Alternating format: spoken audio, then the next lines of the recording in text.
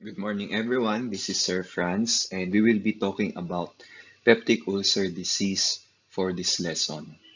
Ito yung first lesson natin on gastrointestinal pharmacology for this block. So here are our references for this lesson.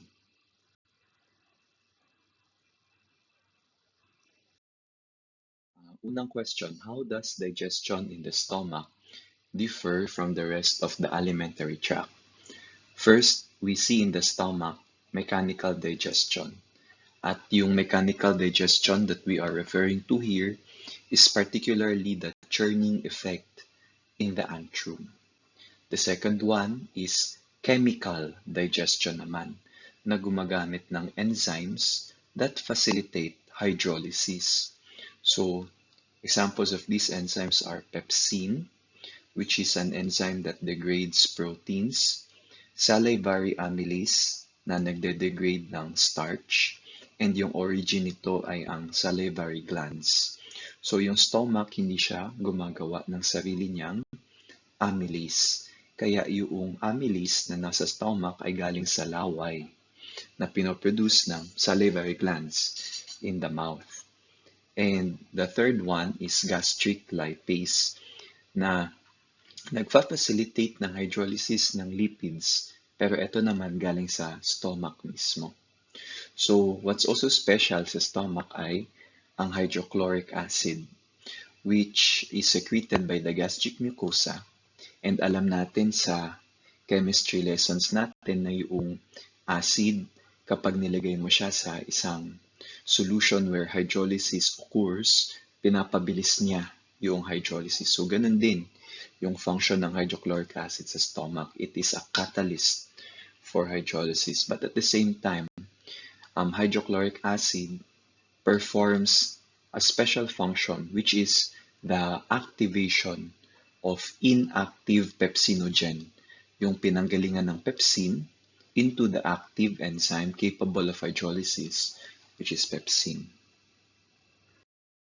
Ito yung anatomy ng stomach. Alam natin naman, di ba, na yung stomach is the continuation of the esophagus. It is the enlargement after the esophagus. Yung function ng stomach ay to become a reservoir for food. So dito nasa-store yung food. Dito nagsisimula yung lipid and protein digestion. But at the same time, kung makikita ninyo, yung major parts ng stomach, you have the cardia, the fundus, the body of the stomach, the pylorus, and the pyloric antrum. So yun yung major parts ng stomach. Yung fundus is this one. In the empty stomach, this is actually collapsed. Tapos, maliit lang siya. But once the stomach is continuously being filled kapag kumakain yung person, this can enlarge via receptive relaxation to as large as such that the stomach can accommodate 1.5 to 2 liters of food. Itong cardia, ang connection ng esophagus at saka ng stomach. Dito natin makikita yung lower esophageal sphincter na collection ng muscle which forms the barrier so that the stomach will not reflux its contents into the esophagus. So kung meron tayong gastroesophageal reflux disease, we find na itong muscles dito sa cardia are usually more relaxed than usual. Kaya bumabalik sa taas yung food.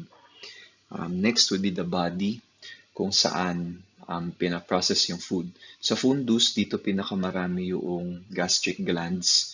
So, yung acid na pinoproduce nito pumupunta sa baba, nag-interact sa food dito. So, next would be the pylorus. Yung pylorus, kung makikita nyo, kinross section nila yung stomach. You have here the mucosa, yan, the submucosa, and then the muscle portion or the muscularis propria, and then ito yung adventitia or serosa ng stomach. So yung pylorus is a concentric na thickening noong muscle layer. So para din siya noong lower esophageal sphincter. Siya sphincter din siya, which regulates the entry of food from the stomach into the duodenum. So dito sa pyloric antrum, this region right here, together with the pyloric canal, nangyayari yung churning na sinasabi natin kanina. So, yung stomach, kapag napuno siya ng pagkain, nag-interact yung acids and enzymes doon, this portion, the body, will contract and magkakaroon ng peristalsis kahit sa stomach. Ipupush niya yung food bolus or chyme papunta dito sa duodenum. But as it does that, in the early stages of digestion, tonically contracted itong pylorus. So, once this is tonically contracted, yung pinush na food from this region will have to fight against resistance here. And as it fights against the resistance of the pylorus, it becomes triturated. Kumukonte yung size ng food particles. Paulit-ulit yan hanggang maging liquid chyme, yung tawag natin. Hanggang maging chyme yung food bolus na kinain. So, para siyang blender dito. Okay? So, intermittently naman, etong pylorus will relax so that the, let's say, blenderized food na andito sa pyloric antrum ay ma-empty dito sa duodenum. And so, na-fulfill niya na yung function niya of mechanical and chemical digestion. So the next question is this one. What cells comprise the gastric mucosa? So meron tayong 4 primary cells: parietal cells, zymogen cells or chief cells, mucous neck cells, and enteroendocrine cells. So yung parietal cells, other name niya ay oxyntic cells. So these cells secrete the acid and intrinsic factor. So yung intrinsic factor, protein yan siya na didikit sa vitamin B12. So it will bind to vitamin B12 so that the gastrointestinal tract will not degrade the vitamin B12. And once that happens and the vitamin B12 reaches the ileum, which is the terminal portion of the small intestines, dun siya ma-absorb yung vitamin B12. So, it is the parietal cells that secrete intrinsic factor. Kaya, yung patients na mayroong prolonged na H. pylori infection, kung saan ang gastric mucosa nila ay namatay na, especially yung parietal cells, nagkakaroon din sila ng deficiency ng intrinsic factor at nagkakaroon din sila ng vitamin B12 deficiency. Same concept with those who have chronic alcoholism. So nasisira din yung parietal cells nila at nauubos yung intrinsic factor. Hindi din sila nakaka-absorb ng vitamin B12 at nagkakaroon sila ng anemia. So the second one are zymogen cells or chief cells or peptic cells. So etong mga cells na to, they are specialized in synthesizing the enzymes and the proteins needed for the digestion of food. So sila yung nagsesecrete ng pepsinogen and gastric digestive enzymes. The next type of cells are mucous neck cells. Etong mucous neck cells, they secrete bicarbonate-rich mucus. Etong mucus forms a physical barrier that separates the gastric juice, which has acid and pepsin, from the underlying mucosa. Etong bicarbonate na makikita sa mucus nung nag-impregnate sa mucus forms a chemical barrier so that the acid, instead of contacting the underlying mucosa, becomes neutralized by the bicarbonate. So these mucous neck cells secrete the bicarbonate-rich mucus, which lines the gastric mucosa. So, buong gastric mucosa, meron siyang layer of mucus that even has a layer of free water na magpe-prevent ng contact noong harming factors natin.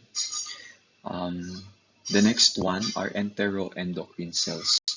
So these respond to nutrients by secreting hormones and provides paracrine regulation of secretion. So nasa mucosa din itong mga special cells na to na continuously nagsasample ng contents ng stomach. So for example, the G cells continuously detect the levels of acid in the gastric fluid, and based sa level ng acid na yun, magsisecrete siya ng gastrin. Example, kapag mababa yung levels ng acid, it will secrete gastrin na pupunta sa dugo at magsicirculate sa buong katawan and find its way back to the stomach and cause parietal cell activity. So tataas yung secretory activity ng parietal cells and parietal cell hyperplasia. Okay, so yun yung example, gastrin. Meron pang somatostatin, secreting cells na magpo-produce naman ng paracrine regulation para hindi extra yung secretion ng stomach. So ganun siya, para din siyang gland, no? Para din siyang endocrine gland na kailangan mag-detect ng stimulus and then magre-release siya ng effector after analyzing the stimulus. Ito yung architecture ng inyong gastric pit. So just imagine na buong mucosa ng stomach, yung innermost layer, and particularly in the fundus, ganito yung architecture niya. Makikita natin dito yung neck cells. Ayan. Mucus neck cells, sila yung nagsesecrete ng mucus. So una, ilalabas nila dito muna and then dahan-dahan yung aakyat. So that yung buong inner surface ng stomach ay lined na ng mucus. The next one would be the oxyntic or the parietal cells. Kung makikita ninyo, meron siyang invaginations na tinatawag nating canaliculi or small canals. So itong canaliculi na ito will effectively increase the surface area for the secretion of acid by these oxyntic cells. What's also special is that dito, just underneath the canaliculi, studded yan siya ng mitochondria. So maraming ATP yung pinoproduce ng oxyntic cells because it utilizes so much ATP just to release acid. Okay? Ito yung ECL cell. This is an example of an enteroendocrine cell. So ECL stands for enterochromaffin-like cell. So ang sinisecrete nito would be histamine. So histamine, after being secreted by the ECL cell, will go and diffuse around the ECL cell, activating the activity of the peptic cells, which secrete protein, and the oxyntic cells. Okay, so ganyan yung structure niya. What's special also here is nasa pinakailalim yung peptic cells na nagsesecrete ng enzymes. Kasi yung enzymes na isesecrete niya dito will be washed off by the acid that is secreted by the parietal cells. So, nandito na yung mga proteins, digestive enzymes, and then pag na-activate yung parietal cells, yung acid-rich fluid na isesecrete niya, pupunta din dito, and then mafa-flood ito. And then at the same time, here in this region, nagkakaroon na ng activation ng pepsinogen into pepsin. So, sakto lang na pag-secrete ng pepsinogen dito, ma-activate siya into pepsin as it passes through the acid-rich fluid that is secreted by parietal cells. Then, papunta na yan sa gastric lumen kung saan nandun yung pagkain. So, the next question is this one. How does the parietal cell secrete acid? So, the structure of the parietal cell is fine-tuned for its purpose. So, it has specialized structures, particularly the canaliculi that increase the secretory area per cell, and it has numerous mitochondria which will support the hypermetabolic demands of secretion. Kasi later makikita natin bakit kailangan marami yung ATP within the parietal cell. At dahil malaki yung kailangan niyang ATP, dapat marami din siyang organelles na nagpo-produce ng ATP. So marami siyang mitochondria. Next, carbonic anhydrase will generate proton and bicarbonate. So, yung carbonic anhydrase is an enzyme na magkukos na mag-combine yung carbon dioxide at saka yung water to form carbonic acid. And yung carbonic acid na yun will either become water or carbon dioxide again or split off into proton and bicarbonate. So yung proton na mapoproduce from the action of carbonic anhydrase is actively pumped out into the gastric lumen. So doon siya sa canaliculi. Mapapump out siya doon into the gastric lumen using the proton pump, which is also known as the proton potassium adenosine triphosphatase. So ito yung mechanism nun. And later on, you should be able to remember this mechanism kasi dito nag-a-act yung ating mga proton pump inhibitors.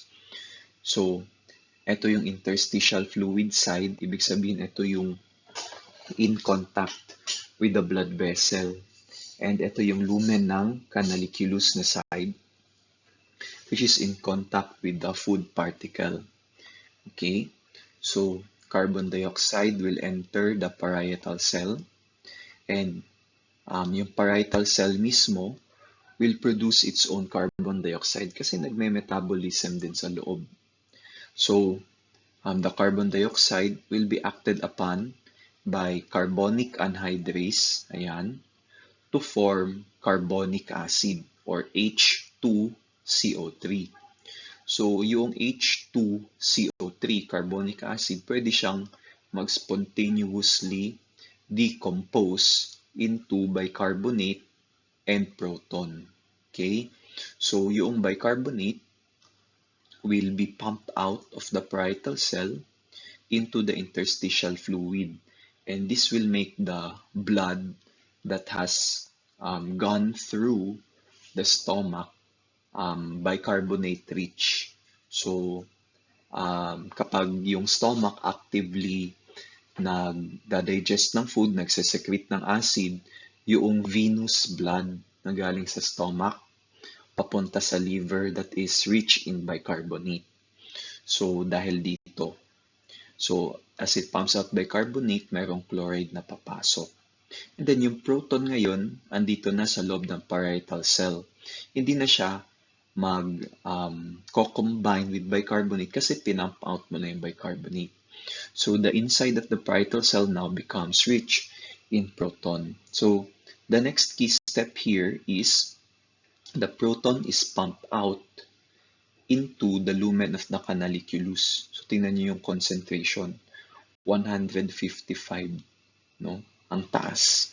So as it does that, as it is being pumped out, meron tayong counter transport, no, or antiport ng potassium. So as the proton is pumped out, potassium is pumped in. Okay? But at the same time, yung parietal cell, meron din siyang potassium channel. That is a leak channel. So yung potassium inside the parietal cell will continuously leak out through this channel into the gastric fluid. So that marami din yung potassium na andito sa gastric fluid so that it can feed itself into the proton pump so that the proton will be pumped out. Kasi kung wala ka nitong leak channels, no, mauubos yung potassium dito and the pump will stop from pumping proton into the lumen. So another important enzyme in the parietal cell is the sodium-potassium adenosine triphosphatase. Sodium into the interstitial fluid and pump potassium into the parietal cell. So dadami yung potassium dito because of this pump here and this pump here. So the sodium-potassium adenosine triphosphatase will increase potassium and the proton pump will increase potassium intracellularly. Okay? Okay. So kung mapapansin nyo, ito naman yung chloride portion ng hydrochloric acid. Ito yung mechanism kung paano siya napupunta sa gastric fluid. As you will observe, bicarbonate here is being pumped out of the parietal cell papunta sa blood via an antiport of chloride. So dadami din yung chloride papunta dito sa loob ng parietal cell so that it can pump out bicarbonate. So eto namang chloride na to na dumami sa loob ng parietal cell will leak out of the parietal cell through this chloride channel. So dito, na-secrete mo yung proton, dito, na-secrete mo yung chloride. So silang dalawa ngayon will become hydrochloric acid in the gastric fluid. Next question. How do neurotransmitters and hormones affect acid secretion? So yung vagus nerve, which originates in the brainstem, carries cholinergic neurons that release acetylcholine, which stimulates acid secretion. G cells will secrete gastrin, na diniscuss natin kanina. Isa siyang gastrointestinal hormone na pupunta sa dugo and find its way back into the stomach. So yung gastrin na ito will stimulate acid secretion. Enterochromaffin-like cells will secrete histamine, which will also increase acid secretion. Sympathetic neurons will secrete noradrenaline, which will decrease acid secretion. And D cells will secrete gastrointestinal hormone somatostatin that decreases acid secretion. So ito, yung D cells, nakikita din siya sa antrum ng stomach. So whenever the D cells will come in contact with acid in the stomach, yung response niya would be to release into the blood somatostatin. And kagaya nung gastrin, magta-travel din siya through the blood and find its way back into the parietal cells, telling the parietal cells to stop secreting acid because I have already encountered acid. So ito yung feedback regulation for acid secretion. Ito yung interactions nila, no? Unahin natin yung G cell. So itong G cell or gastrin producing cell, kapag konti yung acid sa stomach, it will secrete into the circulation sa blood gastrin, which will travel throughout the body and diffuse back into the stomach mucosa. And dito, the gastrin will stimulate the enterochromaffin-like cell to secrete histamine. Okay? So, the Gastrin that is in the circulation will also have direct effects of stimulation of the parietal cell. Okay, next would be the activity of acetylcholine.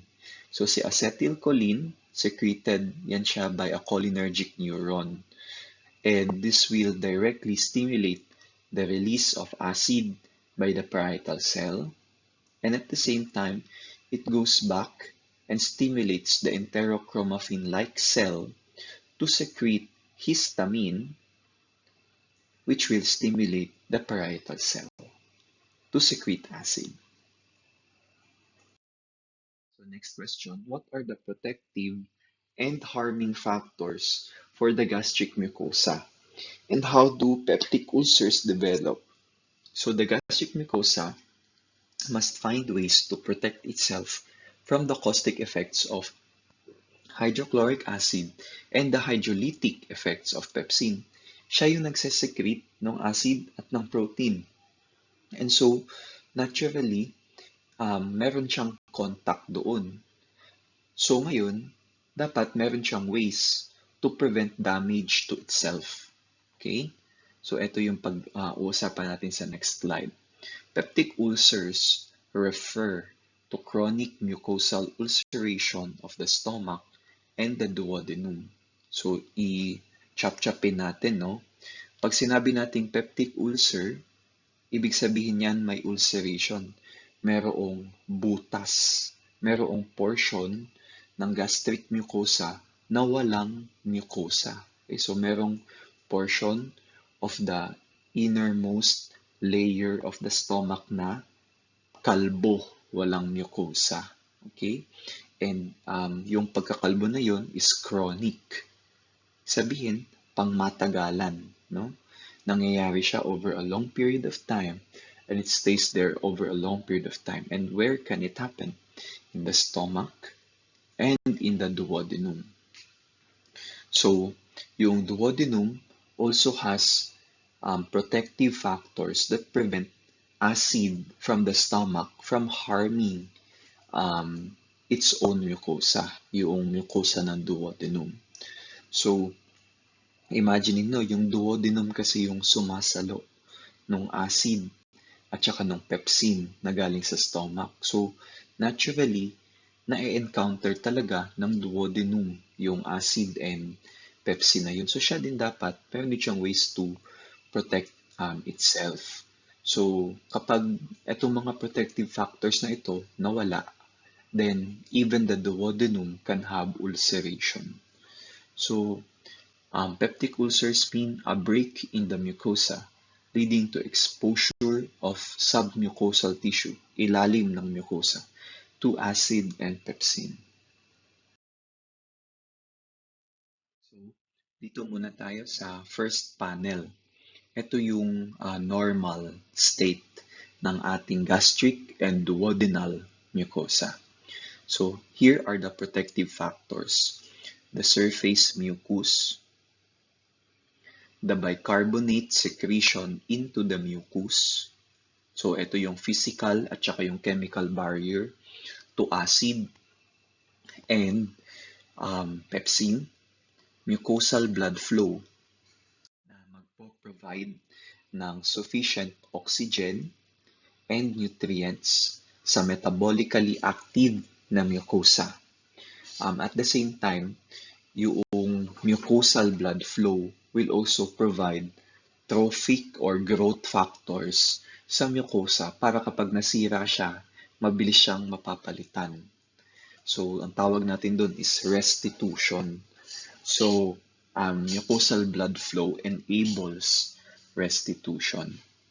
Next would be epithelial barrier function.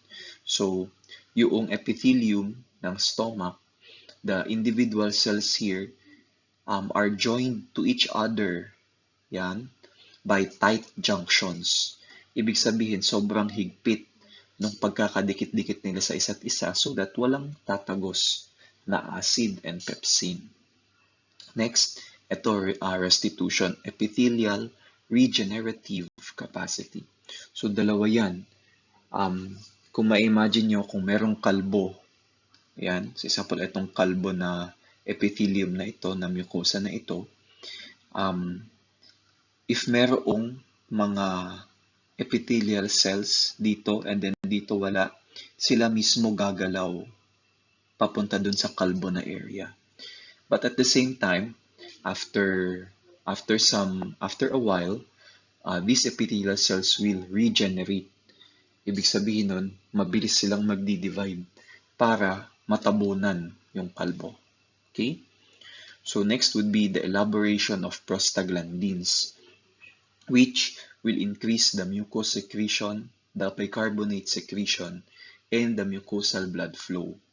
So, yung prostaglandins mismo, they will provide cytoprotective activity on the stomach mucosa.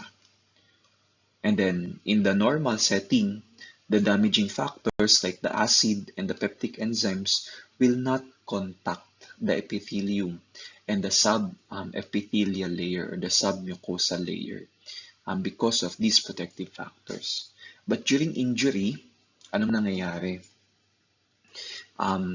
H. pylori infection, NSAIDs, tobacco, which will decrease blood flow, alcohol, which has a direct damaging effect on the epithelial cells, gastric hyperacidity, and duodenal gastric reflux, kung saan yung mga enzymes and bile ng duodenum na dapat andun lang sa duodenum, bumabalik o umaakyat papunta sa stomach. So, those will damage the stomach kasi hindi naman built yung mucosa ng stomach to withstand the duodenal contents. So, those will also damage the mucosa. So, these are our damaging factors during injury. Mapapansin nyo, ito normal lang siya. Hindi naman talaga na-encounter ng isang tao na hindi naninigarilyo, hindi nag-alcohol, hindi nag-NSAIDs, etong mga substances na ito. But whenever these factors are in, they will continuously add up to gastric mucosal damage. Okay? Other factors that lead to injury include shock and ischemia. So for example, doon sa discussion natin sa cardiovascular system, pag kumukonti na yung dugo in the intravascular space, di ba ang gagawin ng katawan is to shift blood flow to the more important organs of the body, such as the heart, the brain, and the lungs. So, dahil kanyang shinant yung blood flow to those organs, kukonti yung blood to the gastrointestinal tract or the splanchnic circulation. Kapag kumonti yung blood flow papunta sa stomach at sa mucosa, then wala na tayo nung protective factor which is blood flow, which will provide the growth factors and the nutrients and oxygen needed for cellular repair. So these are also damaging factors. So ang nangyayari, if the body's ability to repair these factors, this injury decreases. Okay, so yung ability to repair decreases. The protective factors are overcome by the injurious or harming factors. Then, continual dropout of the mucosa will ensue. So, mangyayari yung dahan-dahan na pagkakalbo. Kasi hindi na siya nare-repair eh. And so this will lead to an ulcer where you will find dead cells and then inflammation underneath that. So meron pa talagang granulation tissue. And if the ulcer is very acute, tapos very severe, pwede itong mabutas mismo. No? Yung lining ng stomach na yan. So here is the next question. How does Helicobacter pylori infection lead to peptic ulceration? So yung Helicobacter pylori, isa siyang gram negative and gram positive. So isa siyang gram intermediate organism. Spirochete siya. So meron siyang spiral na configuration ng bacteria. And it burrows its way into the mucosa of the stomach.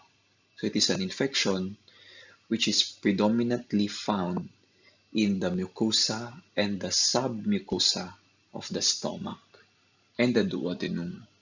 So what happens next is there is inflammation in the antrum. And dahil sa mga inflammatory mediators released in response to this infection, there will be decreased somatostatin secretion by the D cells, which leads to unopposed and increased gastric acid secretion via gastrin. So, nagkakaroon tayo ng low levels of somatostatin, high levels of gastrin, and therefore high levels of acid production. But at the same time, the gastrin that is produced because of this will cause the parietal cells of the stomach, particularly those in the fundus and the body, to undergo hyperplasia. So, dadami yung bilang ng parietal cells. And at the same time, there will be decreased mucus production. The diagram that explains that. Helicobacter pylori will cause the immune system of the patient to combat the infection. No? So, the host will secrete inflammatory mediators which will kumbaga paralyze the D cell from secreting somatostatin. So dahil wala ng somatostatin, alalahanin natin na yung function ng somatostatin ay to inhibit gastric acid secretion. So without somatostatin, the G cell will continuously produce gastrin. So ang nangyayari dyan, the gastrin will activate the parietal cell to secrete acid and at the same time tell the parietal cell to divide, leading to proliferation. Another pathogenic factor of Helicobacter pylori is the presence of urease. So yung urease, isa siyang enzyme na nagde-degrade ng urea into carbon dioxide and ammonia. So yung ammonia na yun will decrease the levels of acid in the gastric mucosa, in the region of the gastric mucosa, locally, no? So that the Helicobacter pylori can survive. So, by releasing ammonia, the pH will increase. And alam natin kanina, di ba, na yung G cell, magsisecrete siya ng gastrin kapag konti yung acid sa stomach. So in that region, kung nasaan yung Helicobacter pylori, magiging mataas yung pH, which means konti yung acid. And that will lead the G cell to secrete gastrin. So you have two mechanisms which lead to gastrin hypersecretion. One is low somatostatin and the other one is high pH because of the urease from H. pylori. So the next question is this: how do we treat Helicobacter pylori associated peptic ulcer disease? So the most common that you should be aware of is the triple therapy, and it consists of an aminopenicillin, a macrolide, and a proton pump inhibitor. So if you will surmise, yung peptic ulcer disease that is due to H. pylori is an infection. Kaya meron tayong binibigay na antibiotics. But what's special in the triple therapy is that we use a proton pump inhibitor which will alkalinize the gastric lumen. So gagawin niyang mas basic yung gastric lumen para Helicobacter will grow further and it will germinate.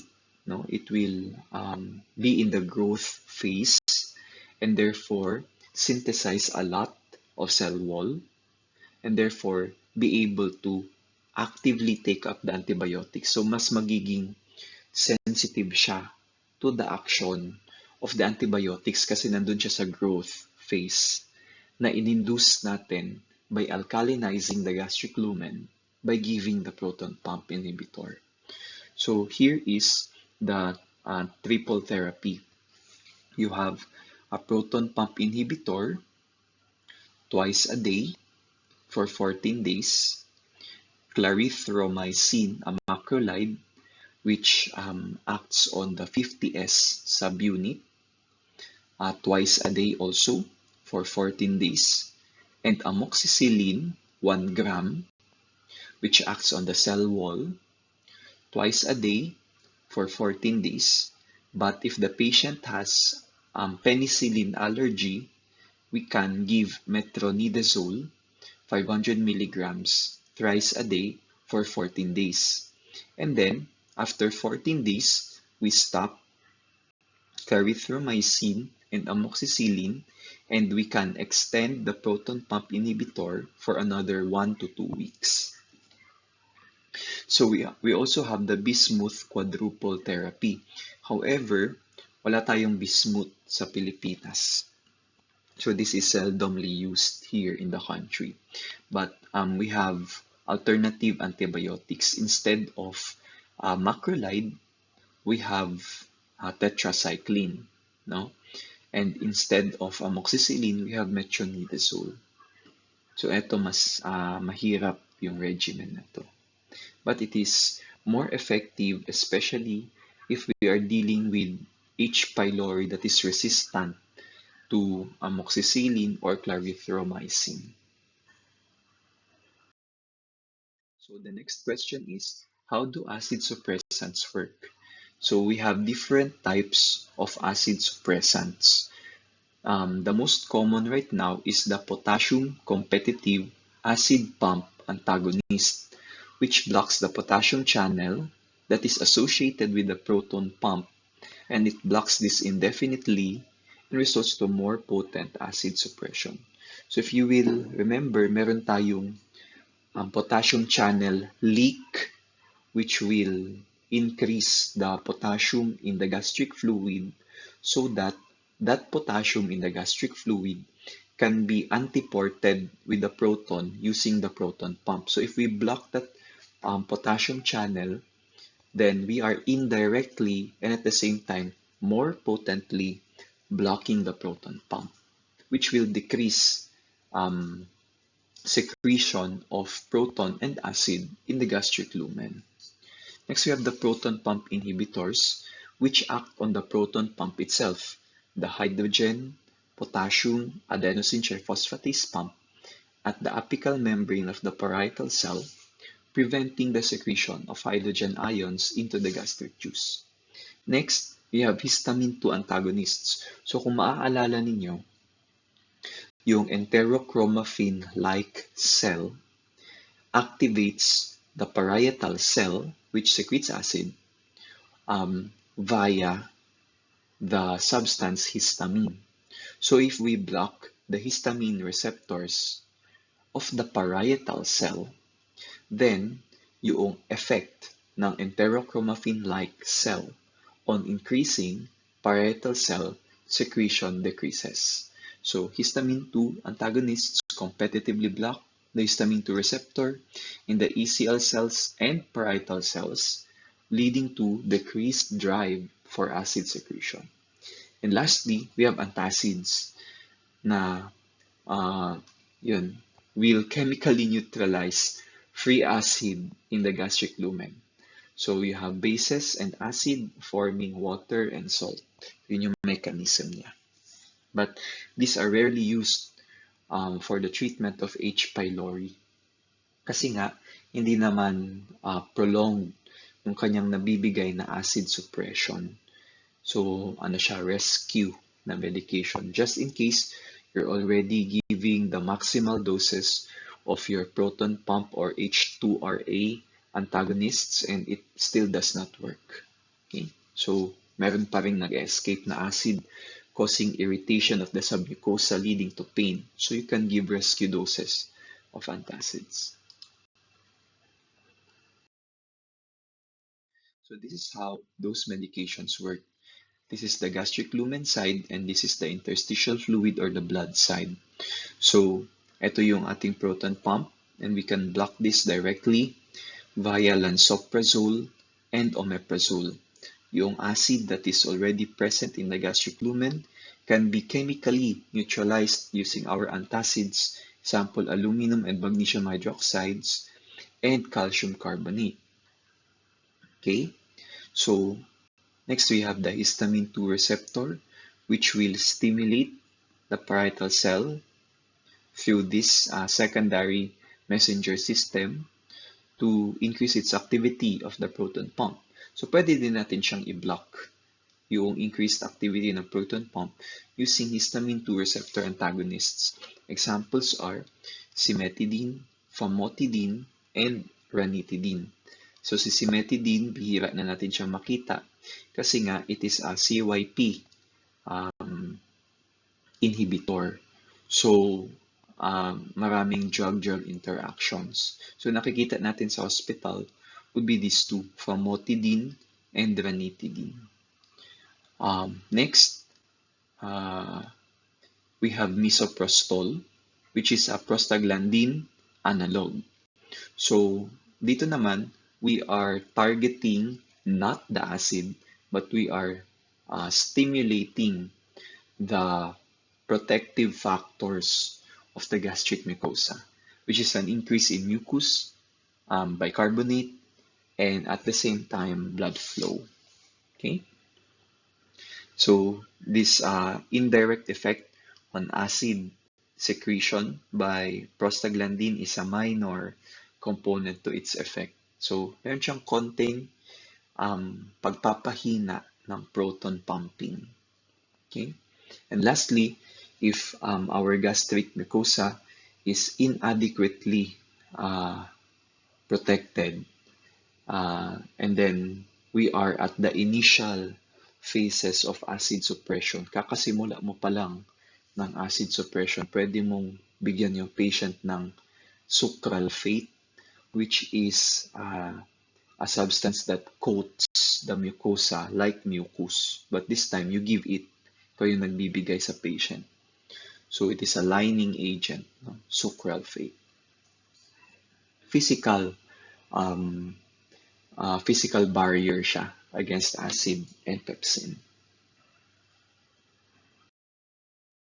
Next question is this one. How do NSAIDs lead to peptic ulcer disease? So prostaglandin reinforces the protective factors for the gastric mucosa. It increases blood flow. It stimulates restitution, yung paggalaw ng mga remaining na gastric epithelial cells to cover yung kalbo na mucosa. So that's restitution. Prostaglandin stimulates that.